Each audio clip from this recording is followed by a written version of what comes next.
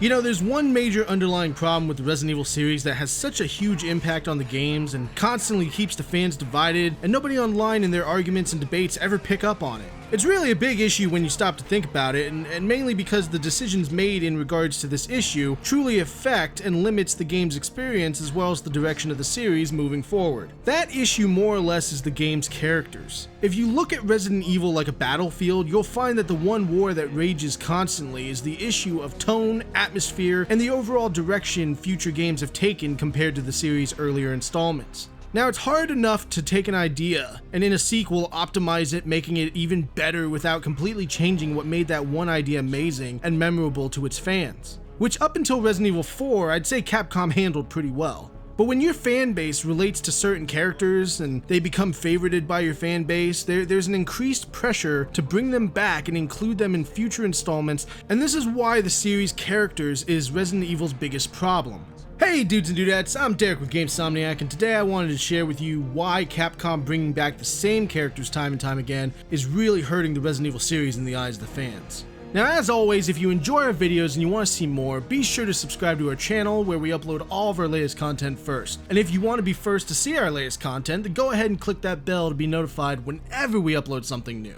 To help further illustrate my point, let's take a look at Resident Evil Infinite Darkness. This is the fourth CGI project Capcom has initiated based on the Resident Evil series. Each movie has its own dynamic list of characters, but there's only one character in that list who is also a veteran to the Resident Evil series and has appeared in each film. That character is none other than fan favorite Leon Scott Kennedy from Resident Evil 2. Now, looking back, for those not up on the lore of Resident Evil, Leon was a rookie cop who was late for his first day at the RPD after being lost in a drunken stupor following a breakup between he and his sweetie. Leon handled himself very well, being nothing more than a rookie cop, and was able to survive the Raccoon City incident. This would later lead to Leon being detained by the US government and then ultimately forced to become a federal agent. It wouldn't be again until Resident Evil 4 that we would see Leon return in this capacity. But with Leon now an agent of the US government, it would go without saying Leon has received advanced tactical training, making him better equipped and skilled at handling extreme combat situations, such as the one he faced in Europe. However, these new skills now give the player more confidence to fight, where survival horror relies on the fear of being unprepared and inexperienced to cripple the player, forcing them to rely on their fight or flight instincts. And this is why Resident Evil as of late has taken more of an action approach to its gameplay and overall experience. Because it's true that through repetition you gain experience, and the same can be said for our veteran heroes of Resident Evil. You couldn't have Leon survive Raccoon City, come back for 3 more games, and then still act like a rookie cop. I mean, at some point he would have had to have developed the skills necessary to handle himself in that situation. That's why people should pursue things in life that scare them, or put them outside of their comfort zone, because the more you do it, the less scary it becomes, and through failure, you'll better learn how to handle that situation.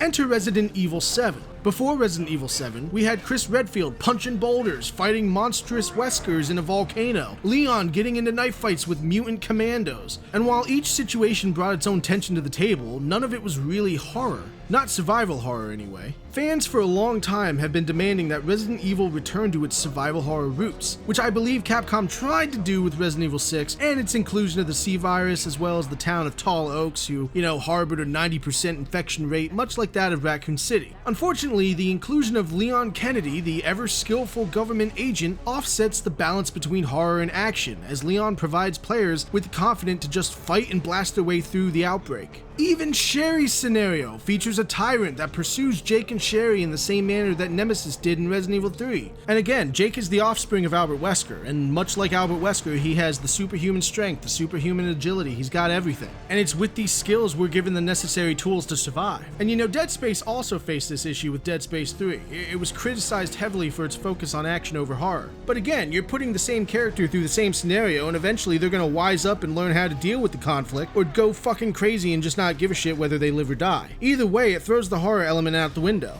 I just think it's funny because with every new Resident Evil game in the series that gets announced, everybody's like, oh, well, it better have this character, or it needs to have that character, and then those games will include those characters, but then people whine and bitch that the game's not horror, when, they're not bitching about other things, like a new redesign that looks 1,000 times better than the previous incarnations of that character. And I'm not saying that Capcom is devoid of any blame for how these games turn out, I'm just saying that fans of almost anything want the future of that series or franchise to put out new things that feel like the old things. I think with Resident Evil, a lot of the fans want these new games to be like how Resident Evil 2 was for them back in the day. Not so much the game itself, but you know, the feelings that it instilled, the great times that they had experiencing it for the first time. Fans of the Texas Chainsaw Massacre do this with every new movie. Go check the comments section for Netflix's new Texas Chainsaw Massacre movie coming out in February. Every comment is going to talk about how great the first movie is and how all the other movies suck because they're not the first movie. We as fans do this so much that we can't ever really enjoy anything, and most of the time we don't even realize we're like this. And you can really see how bad it is if you've ever joined a Resident Evil Facebook group. Not all of them are horrible, but man, there's a couple that should issue you an official fan hazmat suit when you join so you can actually have a fighting chance against the toxic fumes. Anyway, that's it guys. I just wanted to take a quick minute and share with you this observation. Let me know what you think in the comments section below. If you enjoyed the video, please consider liking and subscribing. Really helps out the smaller YouTube channels break through the algorithm. And for more video game entertainment news and more, keep it locked right here at GameSomniac. Bye-bye!